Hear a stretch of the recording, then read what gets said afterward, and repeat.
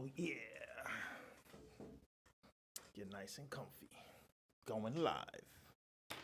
Let's see. Oh yeah. See you guys in a second. Getting my notes together. Oh, go live for a hot minute. This is great. This is great. Got my setup going on. Oh yeah. So let's do this. What's up, guys? Justin R. Harris here, doing my very first live. Should be streaming on YouTube and Facebook. And now I get the opportunity to give you guys the information that I've always been dying to give you guys at a non-delayed point of view. When I get my information, sometimes when I do my videos, there's the delay because I have to do the whole post-production thing and, give you the high quality 4K video footage and, upload it so that YouTube is putting it out there the way I want to present it to you guys with the whole thumbnail and all that stuff. Learning all this as I go. I'm not sure exactly how that works when it comes to doing the thumbnail with the whole live thing yet, but I'm putting all that together. Doing this courtesy of my setup with YOLO Box Pro, which is really cool, and it allows you to go live on a few different platforms all at once. Trying to really get it together. A lot of people aren't really using it yet. This is my first time. I'm actually, like I said, live on 2 platforms right now. Those that follow my investment trends and the things that I explain going on in the market and stuff like that. And I have quite a few notes that I'm going to cover. We're definitely going to go over the latest trend with investments, although my specialty happens to be with real estate.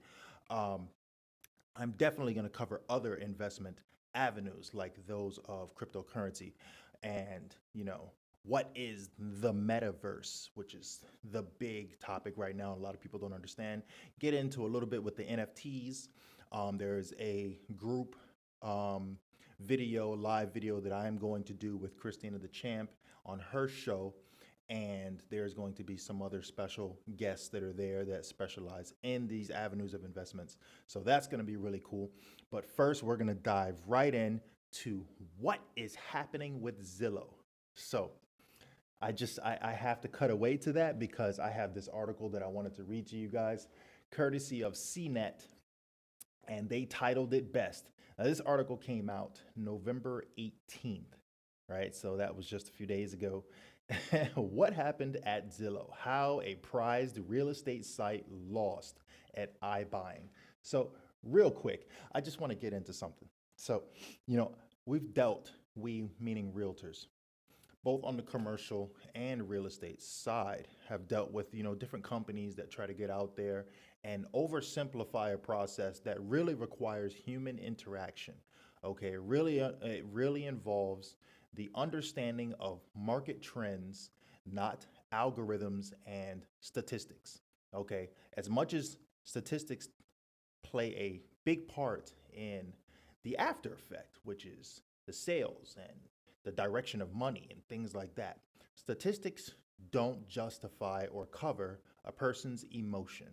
And anyone that's in real estate knows that real estate is an emotional purchase when it comes to residential, because you can't mimic for someone the feeling of walking into the front door and that home, townhouse, condo, villa, single family home, what have you, for that feeling to they walk in the door and it feels like home, right? So we can't make that up. Okay, there isn't a statistic, there isn't an algorithm to give someone that feeling, right? This is not the Matrix. So, which is coming out, by the way. I just heard Matrix. Are they calling it Reloaded? I don't know. You guys tell me on that one. But what's really awesome is that you can't mimic that. So because of that, service-oriented jobs, careers, are going to remain that way. You just can't, you have to have a person, right? As much as AI is getting involved in things like that, and we get a little closer to navigating towards better investments and things like that. I'm really getting on a tangent here, but my whole point is that this is why Zillow fell off, okay? And what revealed that, I believe, is because of the whole pandemic and everything and people working from home and people moving around and scurrying and so forth, it pulled the blanket out. You know what I mean? And it's like, hey, look, good try, guys, not working, you know? And I knew this in the beginning when I first saw when Zillow was trying to do their Zestimates, and then the lawsuits start pouring in, right? Because Zestimates were telling people their home is worth this, so then they would list it for this, and then things would happen, and then sales would fall short because it would not appraise and things like that. And people forget appraisals have nothing to do with what you think, right? It's the market. Okay. So in other words, and I'm going to segue from that in a second, but that's what dictates what you should sell your home at, not you and what you think the equity is that you put into your home and what it should be worth. No, a lot of your decisions need to be based on the community that you live in so that you don't overvalue your home and end up in a situation where you're the highest priced home in your neighborhood and you can't get it sold. What are we doing, right? So let's getting back to Zillow and their debauchery here. You know, CNET really broke it down, you know, when they started covering this. You can read right here, Zillow, the popular online real estate marketplace and daydream fuel throughout the pandemic, is having a tough time. I called it right there. I want you guys to know I did not proofread this article. All right. I just knew that this article, I knew what they were going to cover, and I kind of just breezed through it here. And the company turned heads earlier in the month when it announced that Zillow will be shutting down Zillow offers. I knew it was coming. The algorithm fueled home flipping arm of its company. It also said it would try to offload more than 7,000 homes. Oh, they did. They dropped them like a bad habit, right? That's 2.8 billion worth in homes. Insane. Let's get past these ads here. Come on, CNET, get rid of this stuff here. I know it's paying the bills. So a lot of people are like, well, what is that? I didn't know Zillow was buying homes. Well, some people didn't know and some do know. iBuying is basically an algorithm setup. And what do they explain here? To do iBuying, tech companies rely on algorithms to determine if it would be profitable to purchase a home to then resell, right? So it's basically what a wholesaler's doing. You have an algorithm doing a wholesaler's job at this point, using specific data, the home's age, condition, zip code, etc. I told you can only use those figures after the fact, but it doesn't control the emotion on whether or not someone is going to love it, right? Look at this. Think of it like large-scale automated home flipping, right? So they literally tried to mimic the wholesaling industry with an algorithm, all right? What went wrong at Zillow? As an iBuyer, Zillow relied on these computer calculations to buy houses in decent condition on the cheap, spend minimal capital fixing them, and then quickly resell them for a profit. I called it, right? Sound too good to be true? Well, it was. There it is. The company ended up making thousands of above market offers to homeowners. It attributed the mishap to its technology, blaming its iBuying algorithms. So you, the company, create a system and then blame your problem on the system you created to use to make you successful in the first place. Anyone see a problem there? All right, so as homes appreciated at a rapid pace during COVID-19 pandemic, Zillow's iBuying algorithms consistently and significantly underestimated homes. There it is. And that's what eventually led to a company shut down its instant buying business for good. The real estate giant is set to lose an estimated $380 million on Zillow offers, according to the LA Times. That is astronomical. I mean, what are we talking about right here? That's a lot of money that you thought you were going to make, right? And so the problem with that is you can't oversimplify a process, right? Some things have to remain the way they are. I'm looking here as I'm getting calls on another job here. Not another job. I have a investor who's doing a build for a preschool. She's calling me right now. I'll take that call in a second. After this, of course, I'm not gonna do it with you guys here live.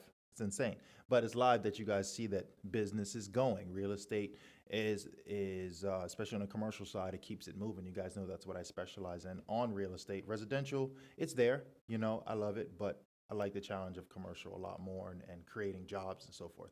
This is what I like to do. Um, so we got into that with Zillow and when Zillow first came out, they hit the ground running. It's a great concept. I have so many people that go on there and they ask me to help them find a home, but then they go on Zillow and then they're like, "Hey, Justin, what about this? I didn't see this in your MLS link that you sent me." I'm like, "Yeah, because that's not for sale anymore." You know how old that is? That's like 4 months old. And then I even did it one time where I had them three-wayed on the phone. I told them to keep quiet, right? I muted their side of the call and I called the agent and said, "Hey, is this property? I see it on Zillow for," and the Zillow was like, "Man, that house sold for like, 3, 4 months ago." I'm like, "Really? You might want to contact Zillow." They're like, "Yeah, oh, I'm so sick of it." And then that call ended and the buyer sat there in silence. And I said, "Listen, um, you have to understand it's a great resource. I love that you're being proactive. Let me do what I do." I said, "Would you find it the off bit chance to be disrespectful if I came to your job and told you how to do your job?" No, and I respect that, and which is why I would never do that. You asked me to do a service for you. Let me do your service and show you how great I am at it, right? My job is that the investment that you are going to make is a sound one. And so let me do that. This is what I'm good at. This is why I'm here in front of you right now, right? So it's kind of funny because it happens. It happens. Any agents that are watching this right now are like, "Yeah, Justin, you, you hit that dead on the nail," right? But moving on, one of the other things that is playing a profound hit right now with real estate are jobs and people not working. I don't understand what's going on, but I can tell you the one algorithm, since that seems to be the key word right now, research point that no one's really covering is if what were the number, here's what I want to find the data, right? What was the number of people, unfortunately, that passed from COVID up to date in the US that were not retired and not underage and were actually employed? What is that number? Because I don't think that is being, and I haven't seen it calculated in the amount of jobs that have not been filled. And if I'm not mistaken, a lot of those people that passed were hardworking people. Um, so I'd love to know what those figures are. Okay. But, looking at this growth here, I'm going to click over to the other screen. Looking at this growth here, states with the strongest job growth. Okay, look at that. The upper north area, northeast, New Hampshire, 2.2%, New Jersey, 3.6%. What's common in these areas? I can tell you, unions, right? So a lot of union workers are going back to work up here. Union states, a lot of people getting back to work and making money because they know they need to. And a lot of people that want to buy, they realize they need to show employment, so they need to get qualified. Banks are dropping rates. Well, they're kind of slowly coming back up again, but banks are dropping rates so that you can go out there and buy, because banks make money writing out these loans. So if they're not writing loans, they're not making money and selling off these loans to other bigger banks and so forth and buy and sell money. This is what these guys do. This is the game, right? Switching over, what I wanted to be able to show you guys was the median home prices that are going on. Now, I pulled this. This is courtesy of National Association of Realtors. And this was updated 11/20. Okay. So what's today? Today, there you go. This was updated. All right. So what's great about this report is it's telling you color coded here, the median home sale prices. So you can see where it's really, really costly to live. Okay, we're down here in Florida. I cannot zoom in on this, but I'm just gonna bring the mouse down here under my name. I think my name is in the way. But down here in Florida, you can see the orange and light colors. And those price ranges, Florida, the average price right now is right around 360 is a safe bet, right, for purchase of a home. And it's definitely getting higher than that. And I got pop-ups. What is my computer doing? Cleared notifications. Stop it. So what I really like is that, This is a clear indication of why people are moving from where they're going and why Florida, this like tight little corner right here, is starting to light up a lot more. But look at this. I mean, homes that are less than 150,000. Look at this color here. All right, that is the central US. What do you have here? You have a lot of farmland, right? A lot of dry area, a lot of spread out rural areas. These are all these tiny little boxes here. These are all counties and stuff like that. I don't know if you guys can see that. If you're pressing your eyeball up against your phone or your computer screen, wherever you're sitting right now. Uh, this is huge right here. So what does that mean exactly? Well, that just breaks down real simple. You know what the average cost of homes are if you're looking and you're thinking about going from one place to the next, if you can afford it, right? Looking up here in these dark areas here, which is like the Connecticut, New York, Jersey areas where I showed you people were employing, the numbers are going up. 550,000 for a home, 750 to a million for a home. You know, look at this dark one right here. This like purplish, I don't know, what is that? Like a cyan color there. 1 million and more. Look at California. Come on, guys. What are we doing? Overpriced, right? And what I wanted to do was, so let's do a comparative analysis real quick. So looking at that, let's get my name out of the way here for a hot second here. All right, so looking at this, okay, Florida, Palm Beach County, Florida, okay, mortgages. We're going to just talk mortgages for a second here. Affordability by county.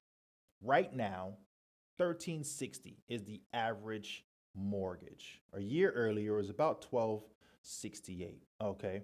It says home prices rose by over 10.4% from a year earlier. Due to lower mortgage rates, the monthly mortgage payment is higher by $91. Okay. So what does that mean? Let's put it into perspective for a second. Let's slide on over. And this is what blew my mind. Let's go to New York. I'm bringing up New York because New York, okay, look at this. 4656 for a mortgage. Someone want to do the math on that? Insane. Okay. We quadrupled. They are paying ridiculous numbers for their mortgages. And as a matter of fact, it has gone up $152 higher a year earlier to current. And then they have 3 times the tax and so forth. I mean, that is just, that's insane. I keep saying insane because it is. I don't know how you guys live over there and do that, but I can definitely tell you that that is a redonkulous price of what they're paying for. But on a better note, that's why so many people from up north are like, you know what, screw this, I'm out. And they've come down to Florida, and yeah, they flooded our market a little bit. Yeah, we have a lot of cash buyers that have over-influenced sellers because we have sellers down here that are not here on Earth. They're on Mars. We haven't even populated Mars yet, and they're already light years away telling us that they want to sell their home for 50 to 100 grand more because they think it's worth that. And you're going to be sitting there waiting because appraisers are cutting back hardcore. And you have to understand, unless you're waiting for the cash buyer, that's fine, sit and wait. Shame on the realtors that are out there taking those listings just to have a listing, just so you have something there, hoping and praying for your phone to ring for a cash buyer because that cash buyer is going to come there and pay $100,000 more. Let's think about that for a second. If a person has the liquid to pay for something like that, that means that they don't spend frivolously. And if they don't spend frivolously, that's like saying you have the money, pay that 50% gratuity. What?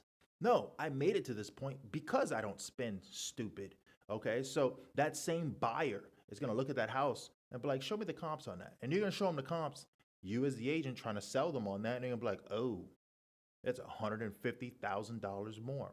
And that buyer's going to look at you like, dude, why'd you show me this? You know what I mean? They're going to ruin your own credibility for that. Shame on you.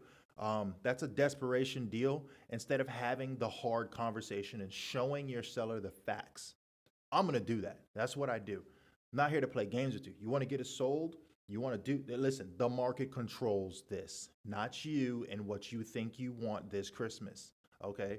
So that's the hard part right there. And you know what? Some people need that reality, but If you want things to happen, then do it right. Okay. Uh, but, you know, taking that further, a lot of what I deal with our investors, we get that whole emotional thing out, right? So, like I told you guys before, you know, residential is all about the emotional feel when you walk in that front door, not investors. Investors want to know what that cap is. You know, what's going to be my return on investment over what period of time? Okay. I need to know how I'm going to recoup those investments. Is that property going to need anything updated, or can I just jump in, take that investment over, and keep the party going? Right? These are all critical questions. None of those have anything to do with emotion. It all has to do with facts, right? And getting into that, let's click right on over here. Getting into that, this is what I wanted to show. Look at these numbers. Pull my little logo out of there. Look at these numbers here. Okay, fourth quarter 2021, look at decade high demand for multifamily rentals. Renting is insane right now. 741,592. Look at that curve. Yes, there's going to be a fall off, okay? But look at 2011, just because that's how far back it goes. If we were to take an average and draw it right here, an average line, and just right down the middle, this is where we would be. Okay, look at this average. Okay, if the average is roughly 300,000, we just added another 440,000 to that average. That is redonkulous. And it's because you had all these opportunists, okay? And I call the opportunists my sellers. We have all these sellers who got out, made a quick buck, okay? Good for you. You had cash buyers and there was a demand, and you saw you can get in front seat, clear out your mortgage, and then you realized, I can't buy a place. So you become a renter, you go and pay. You're like, you know what? I'll pay 1 year ahead. Because you paid 1 year ahead, the traditional renter who moved down here thinking they were going to get a rental ended up not getting a rental because the landlords were like, hey, we're going to review our highest and best. Well, highest and best is someone paying a year ahead or 6 months ahead, they're screwed, right? So they're hopping. I had a few clients like that where I decided to help them out and get them into a rental. And I was stuck with that person for a while as we went house after house after house. I'm like, this is why I don't do rentals, because what's happening right now? You're not able to get into a spot because they're reviewing cash offers paid up for the year. Look at this. This is an investor's dream right now. Okay. So good for you. And it's going to keep going like this for a while. There isn't going to be much of a fall off. You know why? Because there's such a demand for homes. Construction costs are significantly higher. I just got a quote the other day for the build that we're trying to do, and one guy said 175, the other one said 180 to 210 to be safe. Price per square foot because of material costs. Windows and glass makers, they're behind schedule, right? Significantly higher. I mentioned that in my last test live video where I was going over some of the updates from the commercial symposium, right? So it's really huge what's happening. I think it's great to take advantage of these things. Investors, this isn't the only conversation right now. Moving right on over, the next big thing that's happening, the new internet, is Metaverse. Pay attention, guys, because Metaverse, you know, Meta, which is a structure of Facebook, which is the movement they're going, and just to really dumb it down and clarify, and I'm not saying you guys are dumb, I'm just simplifying the points here, is Meta is simply the world in a virtual system with everything that we do before it becomes too physical. Okay. So like human touch, obviously that's not going to happen. Now I did see that there's some technology with haptic feedback and all that. So when you touch an item in the metaverse, you actually feel it physically. That's pretty cool. But real is real and fake is fake, right? So, but what's awesome is I could have a meeting with you and all of us could be sitting in a room right now, and you would literally be seeing me as a being and all of us sitting in a space that we created, and we're all over the world having a meeting. Imagine completing notes and taking documents, and what you sign is legitimately a signature of a contract, yet we never hopped on a plane and flew to see each other. As a matter of fact, while I'm sitting here, I order a pizza because Domino's has an NFT, and I order it while we're all sitting here. My pizza arrives for me, right? While we're sitting here. Would that not be awesome? right? Shopping and all that stuff is going to be connected. And with the metaverse, there are metaverse coins, where you buy land, one called mana, another one called sand. You create these worlds inside of a world, right? Whether it's land or your whole little world. And you basically build a store. And all these users that are on there buy things from your store. And your things that they're buying are still attached to real things like music, like clothing. Think about it. If I build a metaverse store, the NFTs that you go on there and you buy, and it's connected to an item on Amazon, next thing you know, it's at your door, same day shipping or what have you. There's the movement all happening while I'm sitting there with my Oculus on at home, having a meeting, playing games, if that's what you do, you can tell yourself you're going to go to Dubai. You're sitting in your garage at home or whatever, your man cave or woman cave, or in your living room, and you're in Dubai gambling, right? Just insane things that can happen. This is what's happening right now. It's literally, I mentioned it earlier, the Matrix. Fast forward, here we are plugged in, but you can unplug yourself, right? So you're not stuck in the back of the head. So with that, that's a huge step forward for investors. Look into that stuff, guys. If you're bored, sit there and Google it.